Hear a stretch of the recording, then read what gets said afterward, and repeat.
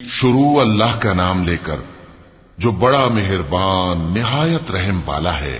جو چیزیں آسمانوں میں ہیں اور جو چیزیں زمین میں ہیں سب اللہ کی تسبیح کرتی ہیں، اور وہ غالب ہے، حکمت والا ہے۔ وہی تو ہے جس نے کفار اہل کتاب کو پہلی لشکر کشی پر ہی ان کے گھروں سے نکال دیا۔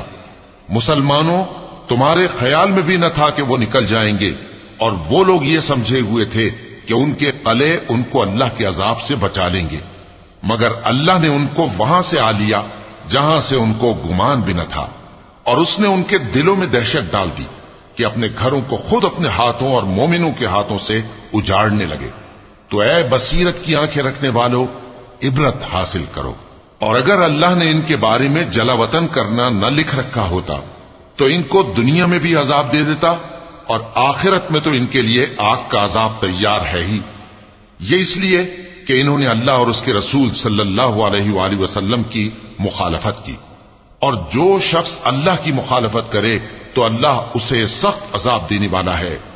مومنوں، کھجور کے جو درخت تم نے کاٹ ڈالے یا ان کو ان کی جڑوں پر کھڑا رہنے دیا، سو یہ اللہ کے حکم سے تھا، اور اس سے مقصود یہ تھا کہ وہ نافرمانوں کو رسوا کرے۔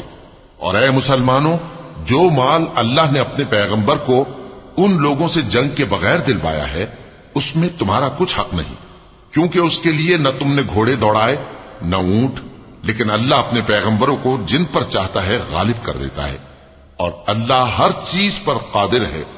جو مال اللہ نے اپنے پیغمبر صلی اللہ علیہ وآلہ وسلم کو بستیوں والوں سے دلوایا ہے، وہ اللہ کے اور پیغمبر کے قرابت والوں کے اور یتیموں کے اور حاجت مندوں کے اور مسافروں کے لیے ہے، تاکہ جو لوگ تم میں دولت مند ہیں انہی کے ہاتھوں میں نہ گردش کرتا رہے، اور جو چیز تم کو پیغمبر صلی اللہ علیہ وآلہ وسلم دیں وہ لے لو، اور جس سے منع کریں اس سے باز رہو، اور اللہ سے ڈرتے رہو، بے شک اللہ سخت عذاب دینے والا ہے۔ اور ان ضرورت مند مہاجروں کے لیے بھی جو اپنے گھروں اور مالوں سے خارج اور جدا کر دیے گئے ہیں، جو اللہ کے فضل اور اس کی خوشنودی کے طلبگار اور اللہ اور اس کے پیغمبر کے مددگار ہیں، یہی لوگ سچے ہیں۔ اور ان لوگوں کے لیے بھی جو مہاجرین سے پہلے اس گھر یعنی مدینے میں مقیم ہیں اور ایمان میں مضبوط ہیں، اور جو لوگ ہجرت کر کے ان کے پاس آتے ہیں وہ ان سے محبت کرتے ہیں، اور جو کچھ ان کو ملا اس سے اپنے دل میں کچھ خواہش اور خلش نہیں پاتے، اور ان کو اپنی جانوں پر مقدم رکھتے ہیں، خواہ وہ خود بھی فاقے سے ہوں۔ اور جو شخص خود غرضی سے بچا لیا گیا تو ایسے ہی لوگ بامراد ہیں۔ اور ان کے لیے بھی جو ان مہاجرین کے بعد آئے اور دعا کرتے ہیں کہ اے پروردگار، ہمارے اور ہمارے بھائیوں کے جو ہم سے پہلے ایمان لائے ہیں گناہ معاف فرما، اور مومنوں کی طرف سے ہمارے دل میں کینہ و حسد نہ پیدا ہونے دے۔ اے ہمارے پروردگار، تو بڑا شفقت کرنے والا ہے، مہربان ہے۔ کیا تم نے ان منافقوں کو نہیں دیکھا جو اپنے کافر بھائیوں سے جو اہل کتاب ہیں کہا کرتے ہیں کہ اگر تم جلا وطن کیے گئے تو ہم بھی تمہارے ساتھ نکل چلیں گے، اور تمہارے بارے میں کبھی کسی کا کہا نہ مانیں گے، اور اگر تم سے جنگ ہوئی تو تمہاری ہی مدد کریں گے، مگر اللہ ظاہر کیے دیتا ہے کہ یہ جھوٹے ہیں۔ اگر وہ نکالے گئے تو یہ ان کے ساتھ نہیں نکلیں گے، اور اگر ان سے جنگ ہوئی تو یہ ان کی مدد نہیں کریں گے، اور اگر مدد کریں گے بھی تو پیٹ پھیر کر بھاگ جائیں گے، پھر ان کو کہیں سے بھی مدد نہ ملے گی۔ مسلمانوں، تمہاری ہیبت ان لوگوں کے دلوں میں اللہ سے بھی بڑھ کر ہے، یہ اس لیے کہ یہ سمجھ نہیں رکھتے۔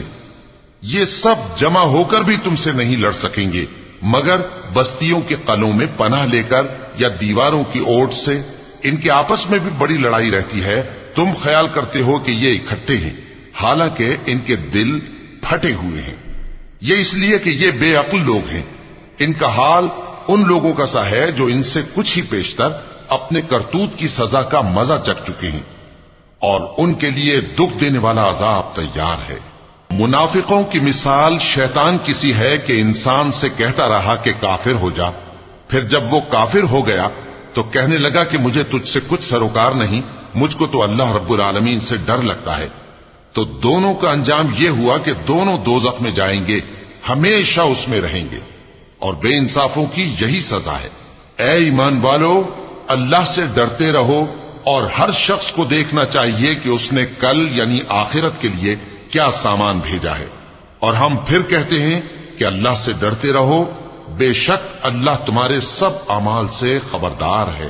اور ان لوگوں جیسے نہ ہو جانا جنہوں نے اللہ کو بھلا دیا تو اللہ نے انہیں ایسا کر دیا کہ وہ خود اپنے آپ کو بھول گئے۔ یہی لوگ ہیں نافرمان۔ اہل دوزخ اور اہل بہشت برابر نہیں، اہل بہشت ہی کامیابی حاصل کرنے والے ہیں۔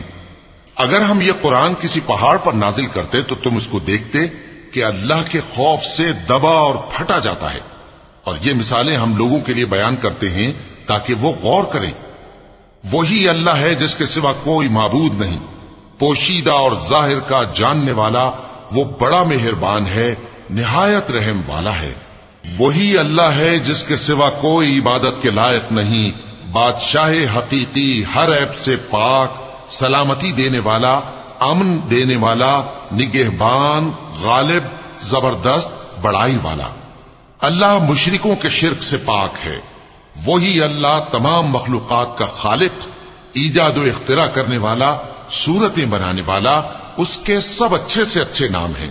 جتنی چیزیں آسمانوں اور زمین میں ہیں سب اس کی تسبیح کرتی رہتی ہیں، اور وہ غالب ہے، حکمت والا ہے۔